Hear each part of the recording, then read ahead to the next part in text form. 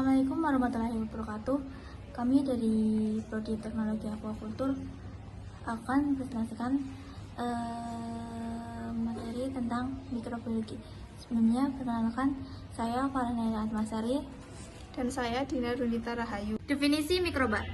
Mikroba atau mikroorganisme adalah makhluk hidup berukuran kecil yang tidak kasat mata dan dapat dibagi menjadi dua golongan berdasarkan struktur selnya, yaitu prokariotik dan eukariotik.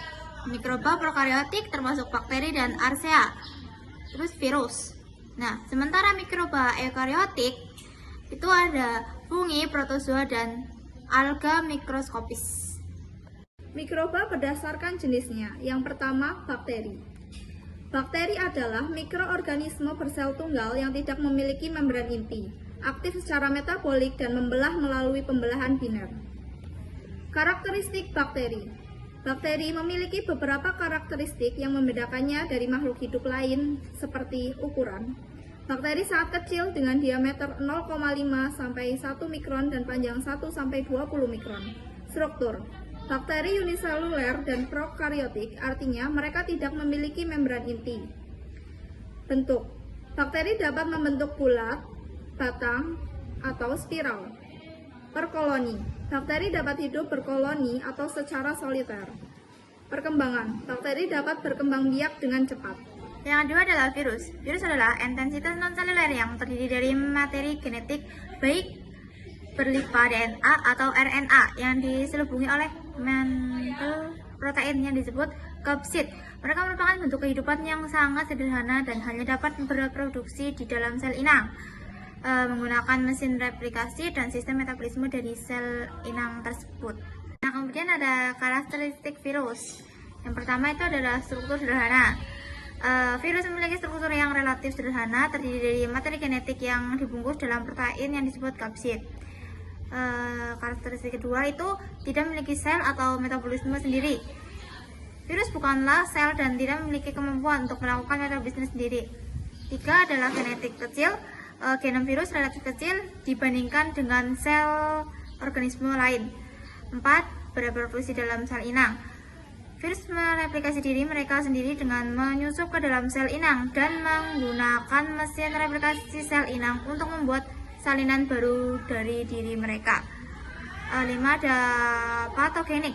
Banyak virus bersifat patogenik, yang berarti mereka dapat menyebabkan penyakit pada organisme inangnya. Kemudian ada klasifikasi berdasarkan struktur genom. Artinya adalah virus diklasifikasikan berdasarkan struktur genom. Mereka seperti apakah genomnya terdiri dari RNA atau DNA, apakah genomnya berupa atau tunggal atau ganda, dan bagaimana genomnya diatur. Kemudian ada fungi. Fungi adalah kelompok organisme eukariotik yang termasuk dalam kerajaan fungi. Mereka memiliki ciri-ciri yang unik dan berbeda dari tumbuhan, hewan, atau bakteri. Fungi dapat ditemukan di berbagai habitat, mulai dari tanah hingga air, dan memiliki peran penting dalam siklus biogeokimia dan ekologi. Karakteristik fungi. Yang pertama, sel eukariotik. Sel yang memiliki inti sel yang terbungkus membran dan organel-organel kompleks di dalamnya. Hifa dan miselium. Struktur utama pada jamur yang terdiri dari serangkaian benang tipis yang disebut hifa. Hifa yang saling berhubungan membentuk jaringan yang disebut miselium, yang berfungsi untuk menyerap nutrisi dari lingkungan. Reproduksi seksual dan ekseksual. Jamur dapat berkembang biak secara seksual melalui pencampuran materi genetik dari dua induk yang berbeda atau secara aseksual melalui pembelahan sel atau membentuk spora. Heterotrof. Organisme yang tidak dapat membuat makanannya sendiri.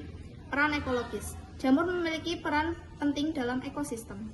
Klasifikasi berdasarkan produksi dan struktur sel.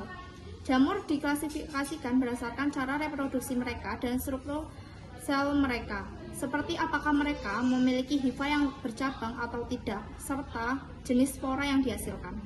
Jenis yang terakhir itu adalah protozoa, yaitu organisme yang sifatnya seluler dengan ukuran mikroskopis dan menyerupai hewan. Protozoa merupakan organisme yang bersel satu dan hidup secara sendiri-sendiri maupun berkelompok. Nah, karakteristik utama dari protozoa ada sel eukariotik. Protozoa adalah organisme eukariotik, yang berarti mereka memiliki inti sel yang terbungkus membran dan organel-organel lain di dalam sel mereka. Kemudian dia bersifat uniseluler, artinya mereka adalah organisme uniseluler. Mereka tidak memiliki struktur tubuh yang kompleks seperti organisme multiseluler. Kemudian mobilitas. Banyak protozoa memiliki kemampuan untuk bergerak aktif, baik menggunakan flagela, silia, atau aliran sitoplasma untuk berpindah tempat dalam lingkungan mereka. Kemudian heterotrof. Protozoa mendapatkan nutrisi mereka dengan cara menelan partikel organik atau organisme kecil lainnya. Kemudian ada reproduksi. Protozoa dapat berkembang biak secara seksual atau aseksual. Nah, ada peran ekologis. Beberapa protozoa itu memiliki peran penting dalam ekosistem, seperti menjadi predator, mengontrol populasi organisme mikroskopis lainnya, atau sebagai dekomposer yang membantu memecah bahan organik di lingkungan. Nah, yang terakhir itu klasifikasi berdasarkan gerak dan struktur. Protozoa dapat diklasifikasikan berdasarkan cara mereka bergerak dan struktur sel mereka. Sekian presentasi dari kelompok kami. Mohon maaf apabila ada kesalahan dan terima kasih. Wassalamualaikum warahmatullahi wabarakatuh.